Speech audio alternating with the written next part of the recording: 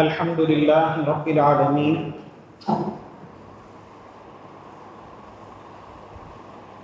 والصلاة والسلام على سید الانبیاء والمرسلین اما بعد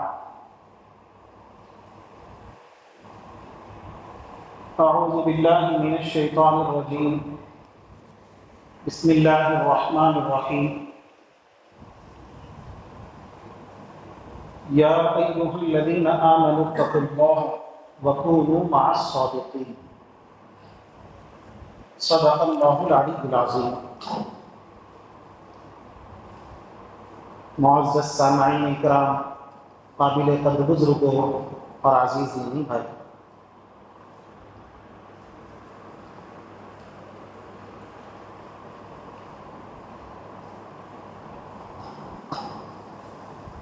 جناب نبی کریم حضرت محمد مصطفیٰ صلی اللہ علیہ وسلم کا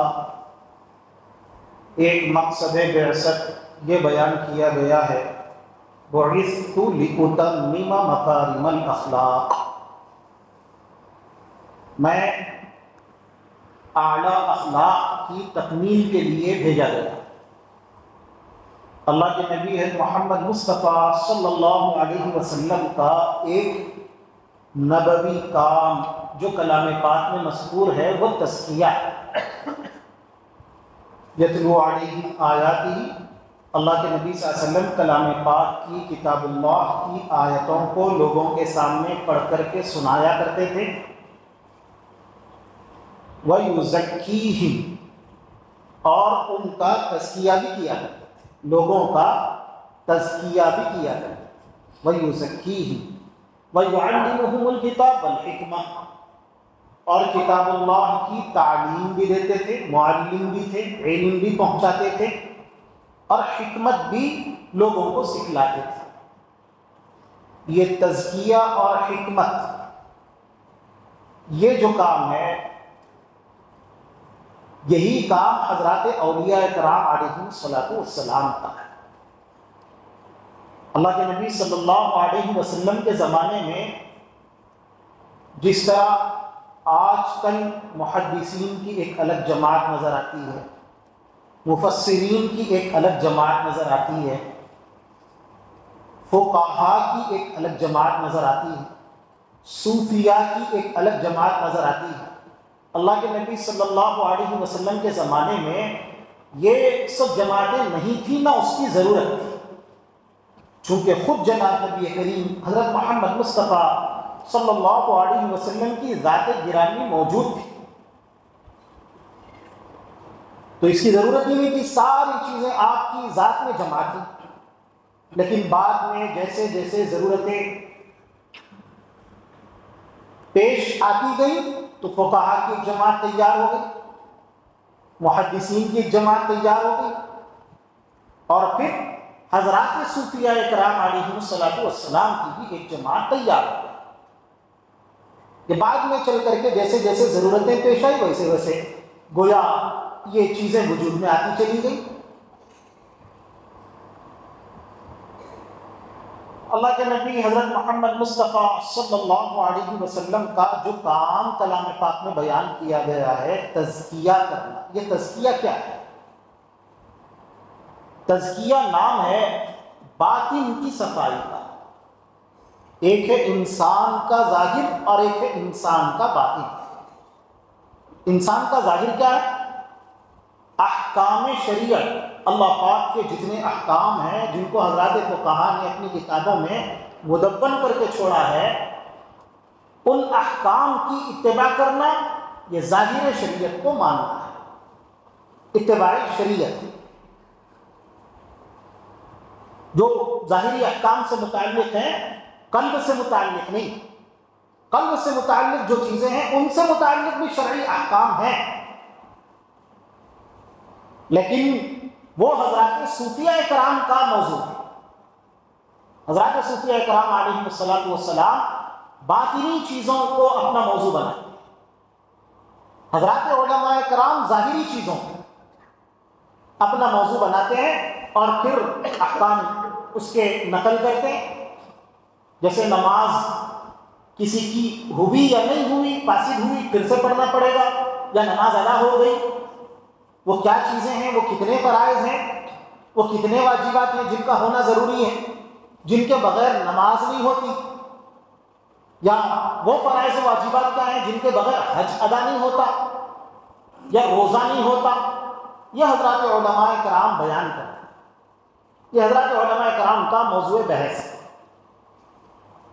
لیکن باطن سے متعلق جو احکام، باطن سے متعلق جو چیزیں ہیں، حالانکہ اس سے متعلق بھی شریعت کے بہت سے احکام،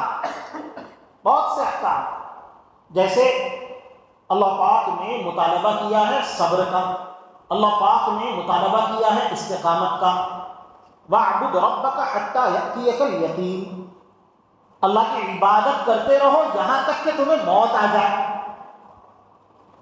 اب ہمیں یہ استقامت، یہ اندرون کی ایک صفت ہے. قلب جب تک بنے گا نہیں، آدمی کے اندر استقامت پیدا ہوگی نہیں.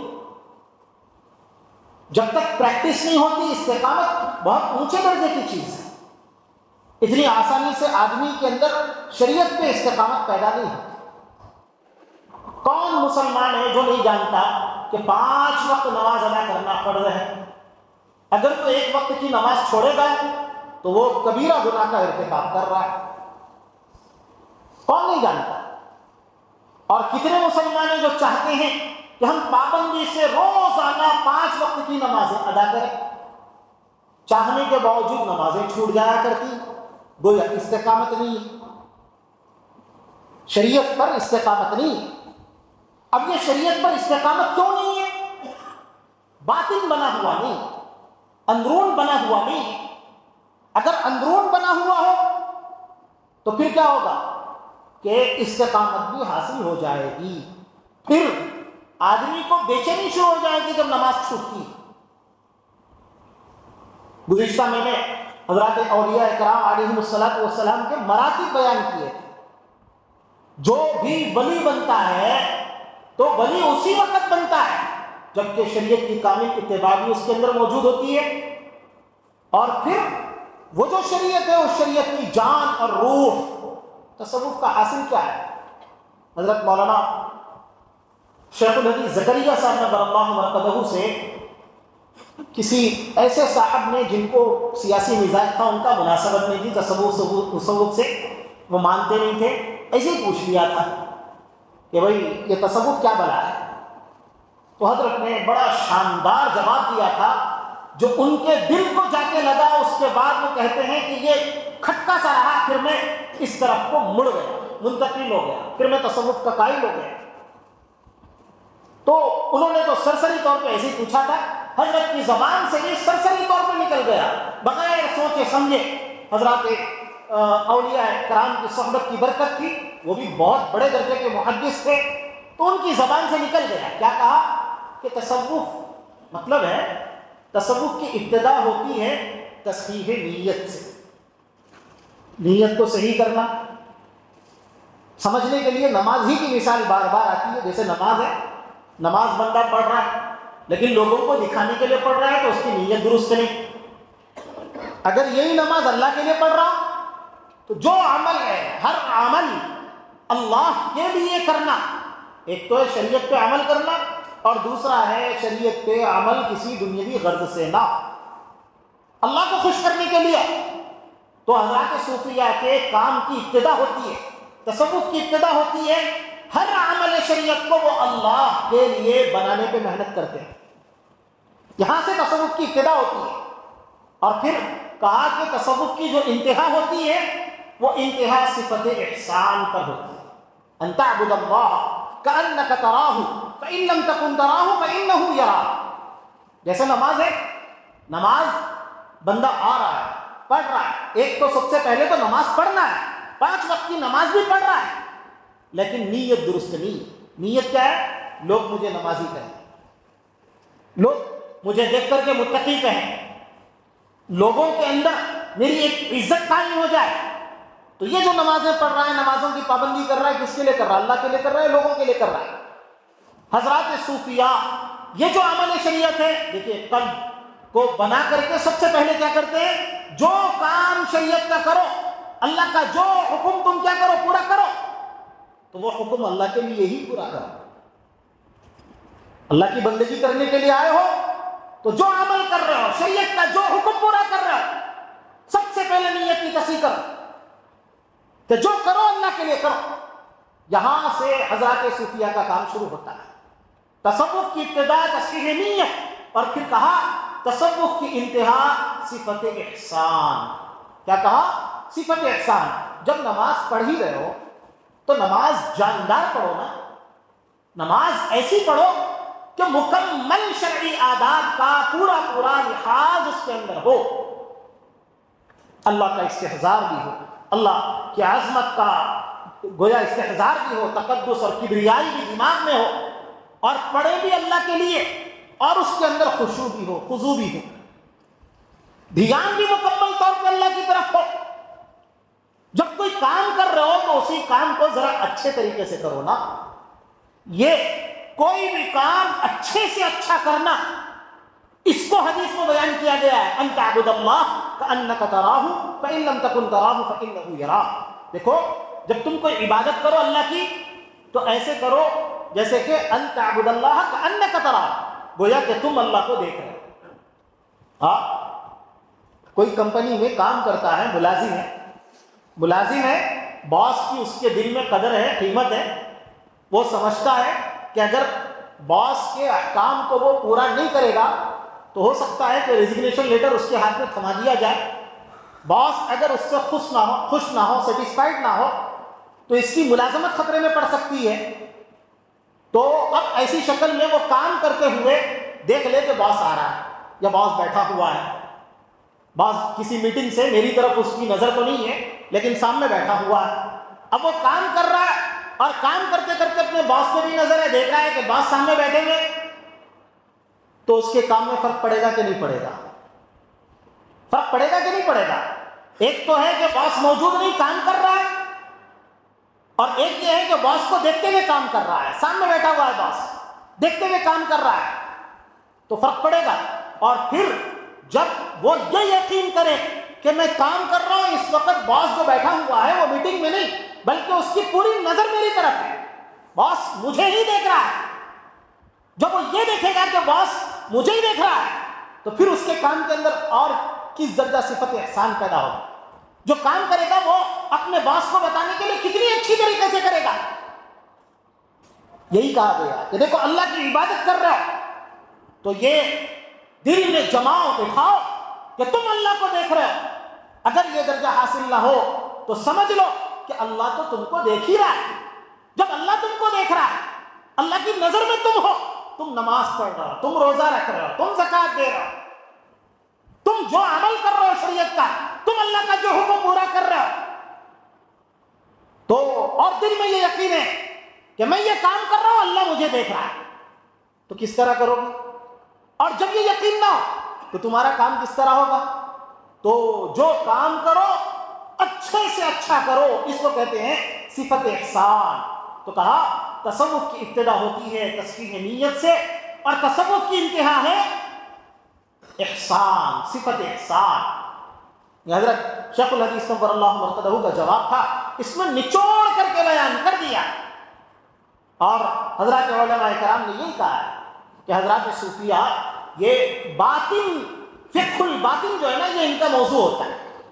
اور حضرت امام غزالی رحمۃ اللہ علیہ نے نقل کیا ہے کہ آدمی کے اندر کچھ صفات ہوتی ہیں، جیسے غصہ تو آدمی کے اندر ہوتا ہی ہوتا ہے، لیکن اگر یہ غصہ کیا ہو جائے، آؤٹ آف مطلب افراط ہو جائے غصے میں، تو افراط ہو جائے یا تفریط ہو جائے، غصے میں بالکل کمی ہو جائے، تو ایسے شخص کو روایتوں میں دیوس کہا گیا ہے کہ بے غیرت. اس کی بیوی کے پاس کوئی بھی آ رہا ہے جا رہا ہے، اس کو کوئی پتہ ہی نہیں پڑتا، جانتا بوجھتا ہے، اس کی غیرت مار کھا گئی، آتا ہی نہیں اس کو غصہ. جہاں غصہ آنا چاہیے وہاں غصہ آنا چاہیے، لیکن جہاں غصے سے یہ بالکل آؤٹ آف کنٹرول ہو جائے تو روایتوں میں منع کیا گیا. کتنی روایتیں جس میں کہا گیا ہے کہ پہلوان وہ نہیں جو کیا کر دے، سامنے والے کو کشتی میں پچھاڑ دے. پہلوان وہ ہے جو غصے کے وقت اپنے آپ پہ کنٹرول رکھے، حد اعتدال میں غصے کو رکھنا، یہ مطلوب ہے. یہ حضرات صوفیہ اور حضرات اولیاء کا موضوع بحث ہے کہ آدمی کے اندر غصہ ہے، یہ غصہ کنٹرول میں ہے، اعتدال میں ہے یا نہیں ہے، یا افراط کا شکار ہے یا تفریط کا شکار ہے. آدمی کے اندر غصہ بالکل نہ ہو تو یہ بھی غلط ہے، اور اگر آدمی کے اندر غصہ گویا حد سے متجاوز ہو تو یہ بھی غلط ہے.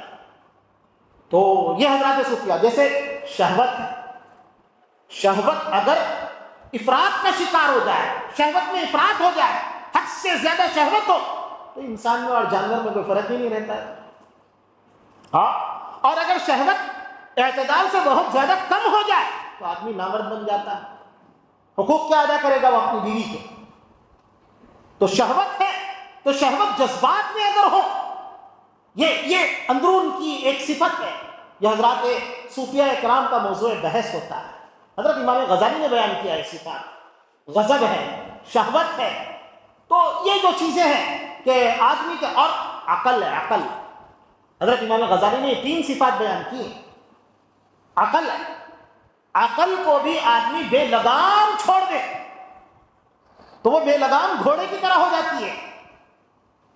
پہلے زمانے میں اللہ کے نبی محمد مصطفیٰ صلی اللہ علیہ وسلم کے اس دنیا سے پردہ فرمانے کے بعد شروع کی کچھ صدیوں میں عقل پرستی کے فتنے ایک وبا کی طرح پھیلے تھے، وبا کی طرح. وہ سوفسطائی مزاج کے ہو گئے تھے، جہاں دیکھو وہاں عقلی کیڑے نکالا کرتے تھے، اور ایسے ایسے لوگ دیکھے جاتے تھے کہ کھڑے کھڑے وہ عقلی دلائل دے کے یہ ثابت کرتے تھے کہ تم اس وقت موجود نہیں. یہ عقل کا غلط استعمال.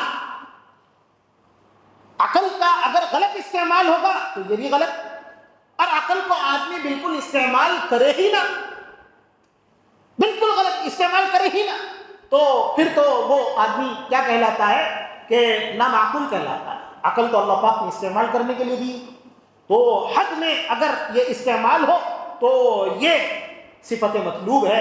تو حضرات صوفیہ اکرام علیہ السلام کا موضوع یہ قلب کی صفات ہوا کرتی ہیں.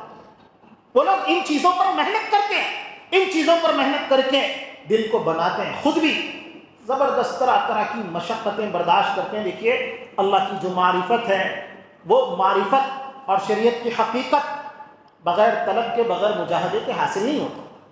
اب یہ حضرات صوفیہ اکرام علیہ السلام کے تزکیے کے اصول مختلف ہو گئے، الگ الگ اصول ہو گئے، اور 4 سلسلے کافی مشہور ہو گئے، اور ہر سلسلے کا اپنا ایک امتیاز ہے، اپنا ایک خاصہ ہے. قادریہ سلسلہ، اس میں زہد کا غلبہ ہے. چشتیہ سلسلہ ہے، اس میں محبت کا غلبہ ہے. آپ کو بہت زیادہ شاعر نظر آئیں گے. حضرت امیر خسرو تھے، بہت بڑے شاعر تھے، چشتیہ سلسلے کے تھے. حضرت خواجہ مجذوب الحسن رحمۃ اللہ علیہ کی شاعری بہت زیادہ سنی جاتی ہے، چشتیہ سلسلے کے بزرگ ہیں. حضرت نظام الدین اولیاء رحمۃ اللہ علیہ کا جو سلسلہ ہے، جو چشتیہ سلسلہ ہمارے اطراف میں بہت زیادہ پھیلا ہوا ہے، یہاں محبت کا ایک غلبہ ہے، شاعرانہ مزاج ملتا ہے. اس وقت حضرت مولانا تقی عثمانی صاحب قصر اللہ امثالہ موجود ہیں، جو چشتیہ سلسلے سے مناسبت رکھتے ہیں، وہ بھی شعر شاعری کیا کرتے ہیں. اتنے گویا علمی آدمی ہونے کے باوجود تصوف سے ان کا ایک رابطہ بھی ہے، وہ بھی شعر شاعری کیا کرتے ہیں. یہ چشتیہ سلسلے کی ایک خاصیت ہے. اور یہ جو گویا 4 الگ نقشبندیہ سلسلہ، یہ سب سے اخیر میں چل کر کے، دیکھیے چشتیہ جو سلسلہ ہے تاریخی اعتبار سے یہ سب سے پہلا سلسلہ ہے، لیکن قادریہ سلسلے کو سب سے پہلا مانا جاتا ہے. ابو اسحاق شامی رحمۃ اللہ علیہ، حضرت عبد القادر جیلانی رحمۃ اللہ علیہ سے بھی پہلے زمانے کے، لیکن انہوں نے چشتیہ سلسلے کی بنیاد رکھی تھی. بانی وہ ہے، مرتب نہیں کیا تھا، مدون نہیں کیا. اصول جو مدون ہوئے، مرتب ہوئے، اور جو بہت اچھی طرح اس کا تعارف ہوا، پھیلا یہ سلسلہ، تو حضرت خواجہ معین الدین چشتی اجمیری رحمۃ اللہ علیہ کے زمانے میں پھیلا. اسی وجہ سے حضرت خواجہ معین الدین چشتی اجمیری رحمۃ اللہ علیہ کی طرف کو چشتیہ سلسلے کی نسبت کی جاتی ہے. قادریہ سلسلہ یہ پہلے مدون ہو گیا، حالانکہ چشتیہ سلسلے کی بنیاد پہلے پڑی لیکن وہ مدون نہیں ہوا. سب سے پہلے جو مکمل طور پہ مدون ہوا وہ قادریہ سلسلہ، پھر چشتیہ سلسلہ، پھر سہروردیہ سلسلہ، پھر نقشبندیہ سلسلہ. جب نقشبندیہ سلسلہ مرتب ہو رہا تھا، مدون ہو رہا تھا، تو اس وقت لوگوں کے احوال بہت زیادہ کیا ہو گئے تھے، کہ چونکہ بالکل آخری زمانے میں وہ مدفن ہوا ہے نا، تو اس وقت لوگوں کے احوال کے اندر زیادہ مجاہدے کی باتیں وہ پائی نہیں جاتی تھی، تو اسی لیے نقشبندیہ سلسلے میں مجاہدہ زیادہ نہیں، بس وہ لوگ اتباع سنت کا زیادہ اہتمام کرواتے ہیں، اور ذکر جہری، ذکر بالجہر کا بھی ان کے یہاں زیادہ تصور نہیں، وہ ذکر خفی اور ذکر قلبی پر اکتفا کیا کرتے، اور ان کے یہاں زیادہ مجاہدات کو مستحسن نہیں سمجھا جاتا۔ اور ہمارے جو اولیاء اللہ اس وقت کے بر صغیر کے اولیاء اللہ ہیں، جو لوگوں کو بیعت کرواتے ہیں تو وہ چاروں سلسلوں میں کرواتے ہیں۔ وہ دیکھتے ہیں کہ جس بندے کا مزاج جس طرح کا ہے اس کو اس طرح کی ہدایتیں دیتے ہیں، اس طرح کی الگ الگ ہدایتیں دیتے ہیں۔ یہ گویا چاروں سلسلے ہیں، یہ چاروں سلسلے بہت بعد میں چل کر کے وجود میں آئے۔ دیکھیے حضرت امام ابو حنیفہ رحمۃ اللہ علیہ، امام ابو حنیفہ رحمۃ اللہ علیہ کا کوئی شیخ نہیں دکھا سکتے۔ امام ابو حنیفہ رحمۃ اللہ علیہ نے اپنی اصلاح کس سے کی؟ آپ نہیں دکھا سکتے، چونکہ اس زمانے میں تصوف مدفن ہوا ہی نہیں تھا۔ تصوف تو بہت بعد میں چل کر کے مدفن ہوا۔ اس زمانے میں تصوف کو جانا جاتا تھا زہد کے نام سے، احسان کے نام سے، جس طرح حضرات محدثین کی جماعت بعد میں تیار ہوگی۔ بخاری، ترمذی، ابو داود، یہ کتابیں بعد میں چل کر کے کیا کی ہیں؟ لکھی گئی ہیں۔ اسی طرح تصوف بھی بعد میں چل کر کے مدفن ہوا۔ حضرت امام ابو حنیفہ رحمۃ اللہ علیہ کے زمانے میں جو کتابیں لکھی جاتی تھی اس میں تصوف کا لفظ استعمال نہیں ہوتا تھا، زہد کا لفظ استعمال ہوتا تھا۔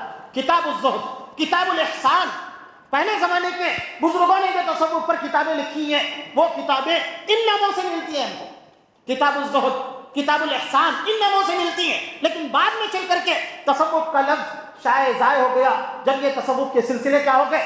مدفن ہو گئے، تو اس کے بعد چل کر کے گویا یہ اصطلاحات جو ہیں یہ اصطلاحات رائج ہو گئی۔ تو یہ جو سلسلے ہیں ان سلسلوں کا مقصد، اب میں ایک بات کہہ کر کے اپنی بات کو ختم کرتا ہوں۔ دیکھیے اس وقت ہم مسلمانوں پر، چاہے ہندوستان ہو چاہے ہندوستان کے علاوہ جہاں کہیں جو بھی حال، اور مسلمانوں کے زوال کی جو سب سے بڑی وجوہات ہیں، اگر بنیادی وجوہات نکالی جائے تو بس 3 وجوہات نکلتی ہیں۔ کتنی وجوہات نکلتی ہیں؟ 3 وجوہات۔ علم دین سے ناواقفیت، علم سے دوری ہے، آدمی اللہ کے نبی کے لائے ہوئے نظام کو سیکھنا نہیں چاہتا، علم سے دوری، علم سے جہالت ہے۔ اور دوسرا، اللہ کے نبی حضرت محمد مصطفیٰ صلی اللہ علیہ وسلم کا جو لایا ہوا دین ہے نا، کامل دین، اس پر عمل اب مسلمان نہیں کرتا۔ بالکل کیا کر لیا ہے کہ مخصوص کر کے خاص طور پر کچھ عبادتوں کو منتخب کر لیا، ان عبادتوں کو وہ دین سمجھتا ہے، ان پر تو وہ عمل کرتا ہے۔ بیشتر شریعت کا حصہ اکارت اور ناکارہ بنا کر کے رکھا ہوا ہے عام مسلمانوں نے۔ ہاں اولیاء اللہ ہیں، کچھ لوگ ہیں جن کے اندر کامل دین ہم کو نظر آتا ہے، لیکن عام مسلمانوں میں کامل دین ہمیں نظر نہیں آتا۔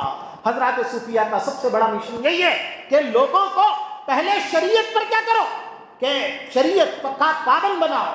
یہ جو ہم لوگوں نے کیا کیا ہے، سیاست کو شریعت سے نکال دیا، معاشرت کو شریعت سے نکال دیا، اقتصادی پورا نظام، معاشی پورا نظام ہم نے کیا کر دیا کہ شریعت سے نکال دیا، اور ہمیں ایک دھوکہ لگا۔ یہ جو میڈیا کے ذریعے سے ایک زہر جو پھیلایا جا رہا ہے، اس زہر کا ہم شکار ہو گئے۔ ہم یہ سمجھتے ہیں کہ سیاست اگر ہماری بنے گی، معیشت ہماری بنے گی، معاشرت ہماری بنے گی، یہ جو گورے بتا رہے ہیں ان کو فالو کرنا پڑے گا۔ ہم اپنے مذہب کے جید علماء ربانیین جو قرآن و حدیث سے استنباط کر کے اللہ کے نبی کا نظام پیش کرتے ہیں، لیکن شیطان کامیاب ہو گیا ہے ہمارے دلوں کے اندر منافقت پیدا کرنے میں۔ ہم ان علماء کے مخالف بن کر کے کھڑے ہو رہے ہیں۔ حالات دیکھنے کو آ رہے ہیں کہ آج دین محمدی کی مخالفت در پردہ خود مسلمان کرنے لگے۔ ہم کہتے ہیں سود کے بغیر ہمارا نظام نہیں چل سکتا، ہمیں سود چاہیے۔ ہم کہتے ہیں وہ اگرچہ یہ زبان سے نہیں کہتے ورنہ تو کافر ہو جائیں گے، لیکن ہر ایک دل دادا، دل گویا اپنا دیا ہوا ہے گوروں کو، اس کے دل پر حکمرانی ہے گوروں کی، اللہ کے نبی ہے محمد مصطفیٰ صلی اللہ علیہ وسلم کے نظام کی حکمرانی۔ سیاست کی لائن سے، معیشت کی لائن سے یہ جو ہماری غلطی ہے، یہ بہت بڑی غلطی ہے، بہت بڑی غلطی ہے۔ کامل شریعت، اللہ کے نبی کا لایا ہوا کامل نظام آج ہماری زندگیوں میں نظر نہیں آتا۔ آج مسلمانوں نے کیا کیا ہے کہ شریعت کو نمازوں تک محدود کیا ہوا ہے، روزوں تک محدود کیا ہوا ہے، کچھ اعمال ہیں ان اعمال تک ہم نے کیا کیا، اور پھر ہم یہ سمجھتے ہیں کہ گویا جب یہ چھوٹی موٹی چیزیں اگر کر لی جائیں گی تو اس کے علاوہ چاہے ہم گوروں کا دیکھا دیکھی کتنے ہی برے کام کریں، کتنے ہی غلط کام کریں، لیکن ہم کیا کہتے ہیں کہ لا الہ وہ اوراد و وظائف، یہ جو تسبیحات ہیں نا، تسبیحات پڑھنے پہ لگیں گے، لیکن دیکھو میرے بھائیو، یہ اللہ کو دھوکہ دینا ہے، اللہ کو دھوکہ دینا ہے۔ ہم گناہ چھوڑنا نہیں چاہتے کہ اللہ کو دھوکہ دیتے ہیں۔ اللہ نے پہلی شرط لگائی ہے، اے مسلمانوں گناہ کو چھوڑ کر کے گناہ سے دور ہو جاؤ۔ جب تم گناہ کو گناہ نہیں سمجھو گے، گناہ سے دور نہیں ہوگے، ہاتھ میں تسبیح پکڑو، 1000 تسبیح پڑھتے رہو، تمہارے حالات بدلنے والے نہیں۔ اور یہ دین کے ساتھ ایک مذاق ہے، دین کے ساتھ ایک مذاق ہے۔ ہم دل سے شریعت پہ عمل کرنا نہیں چاہتے، ہاتھوں میں تسبیح پکڑ کر کے کیا چاہتے ہیں کہ ہم لوگوں کو دکھائیں کہ ہماری نسبت اللہ والوں سے ہے۔ ارے اللہ والے جو ہیں، اللہ والے تو دیکھیے کتابیں لکھی گئی ہیں، شریعت اور طریقت کا تلازم۔ آج کل یہ تصور عام ہو چکا ہے، شریعت ایک الگ چیز ہے، طریقت ایک الگ چیز ہے۔ بالکل نہیں، جو طریقت شریعت کے خلاف ہو وہ طریقت باطل ہے۔ اللہ پاک کہنے سننے سے زیادہ سمجھنے کی توفیق نصیب فرمائے۔ اور تیسری چیز جو امت کے زوال کی ہے وہ اتحاد امت کا بگڑ جانا ہے۔ یہ 3 بنیادی وجوہات ہیں ملت اسلامیہ کے زوال کے، اور ان تینوں کی وجہ بھی یہی ہے کہ اگر ہم حضرات اولیاء کرام کے مشن کو سمجھ کر کے حضرات اولیاء کرام کی صحبت میں بیٹھنے کی اور رہنے کی کوشش کریں تو دین کی حقیقت ہمیں سمجھ میں آنے لگے، اور کامل دین جب ہماری زندگی میں آئے گا تو اتحاد بھی پیدا ہوگا اور کامل شریعت پہ عمل بھی ہوگا، اور پھر اللہ پاک ایک انقلاب ہمارے اندر پیدا کریں گے۔ اللہ پاک کہنے سننے سے زیادہ سمجھنے کی توفیق نصیب فرمائے اور عمل کرنے کی توفیق نصیب۔